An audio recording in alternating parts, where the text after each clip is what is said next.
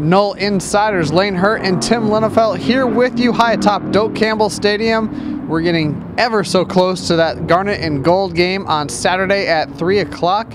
Head coach Jimbo Fisher talked with us for 18 minutes on Wednesday evening, about as open as he's been all spring. Had a lot to say about a bunch of guys, very complimentary. Also said guys are getting healthy, which is good because they got a game to play on Saturday. Yeah, you know, in years past, they've been so injured that they haven't even really been able to divide up teams the way they'd like to, and you see mix and match, and especially on the offensive and defensive lines. But Jimbo did say the other night that looks like they're going to have enough to actually do a player draft like they like to do in the past, where you get the seniors on each side and let them draft rosters. That's always kind of fun to see who goes where.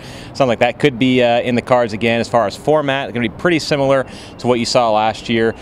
So pretty similar actually to a football game. None of the off the wall scoring or points for tackles or whatever like we've seen in the past. So it should be a lot of fun. Again, having a full complement of players for the most part is definitely a good thing, and you get to see some guys that you haven't seen in a while, and also some newcomers that you haven't seen at all. So it should be a pretty compelling afternoon. Put yourself in the stands as a fan for a second. What would you want to see from your team in a, it's a scrimmage basically? Well, the number one thing for me, if I'm a fan or if I'm me, I'm actually excited about this, is seeing number 3 on defense out there again, running around for the first time, Derwin James. I know the season doesn't actually start for another few months, but to see him in full uniform, pads, helmet, the whole deal, run around, making hits, making tackles, making interceptions. I'm going to go on the record and say he intercepts at least one pass. That's my bold prediction. You didn't even ask for it. Watching Derwin James in action and seeing that he's healthy, to me, I think is one of the most exciting things. And then also, really one of the more intriguing aspects of any spring is the newcomers. The era of the early enrollee, we're certainly in it in college football, and this year is no exception at Florida State as they have a bunch of new guys. I want to see Cam Makers, the running back, number 3 on offense, as it were. Big day for number 3s, potentially. Big number for you. Exactly. I would like to see him. I'm really curious to watch Bailey Hockman, the quarterback, throw the ball. He's a left-handed quarterback, true freshman, and a player who maybe because of his age I wouldn't expect to make much of an impact initially, early in his career, but he's a guy that I've been really surprised that Jimbo's praised him a lot and said he's really picking up the offense, doing things the right way. Maybe we shouldn't be surprised. He is a coach's son, and so the fact that he's picking up Florida State's playbook and offense, maybe we should have expected that, but I'm curious to see what he looks like.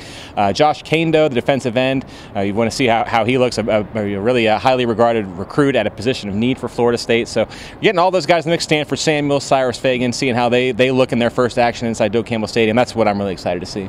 For me, very similar in that vein. I want to see the young players who look like they took a step last year to see what they look like this year. Nooney at wide receiver, Auden Tate, two guys who made a huge impact last year. How do they do? Rick Leonard on the offensive line. On the defensive side, Brian Burns. Want to see how he does. Matthew Thomas looked really strong. Jacob Pugh, who Jimbo had a bunch of really nice things to say about. See how he looks. I just want to see, does it look like what those guys finished the year on, can they continue to improve upon? Yeah, I'm glad you brought up the receivers. I think that's one of the most important positions for Florida State this spring, and moving on toward the fall with Travis Rudolph, Bobo Wilson, Kermit Whitfield gone, and also don't forget Dalvin Cook, who had a huge role in the passing game as well. Now that situation falls to Auden Tate, Naquan Murray, and Keith Gavin, who returned to practice the other day, and he's another one I think that would qualify in your list of players who seem to take a step forward by the end of last season. Seeing the strides that they've made, and then throw into the mix the tight ends. We talked to Ryan Izzo about a week ago, and he said that the tight ends are getting more involved in the passing game, partially out of necessity because they don't have as much depth at receiver as they did a year ago and won't until this fall, but then also because that's what they want to do. They want to get Ryan Izzo more involved, Maven Saunders, maybe some of those other tight ends, Pops Upshur and Jeremy Kerr, get those guys involved in the mix. Ryan Izzo said that they're actually lining the tight ends up, sometimes out wide, sometimes in the slot, trying to find those matchups, and that's something that he really likes. So I want to see, do we see any of that on Saturday, and what do they look like? I like Maven out there. I think that could be a lot of fun with how athletic he is. But moving on, injuries aside, because obviously that's the one thing you don't want to see, the Garnet and Gold game is a success for Florida State if... I can't say injuries?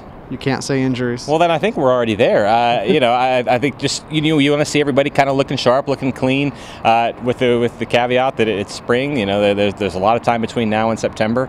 But assuming nobody gets hurt, maybe we can have a little bit of fun with it. I'd like to see a big play both on offense and defense, and I think it's a success if you watch and feel good about the team moving forward. I think it sounds like Jimbo Fisher's feeling that way as we get to the end of spring, and hopefully the results on Saturday will back that up.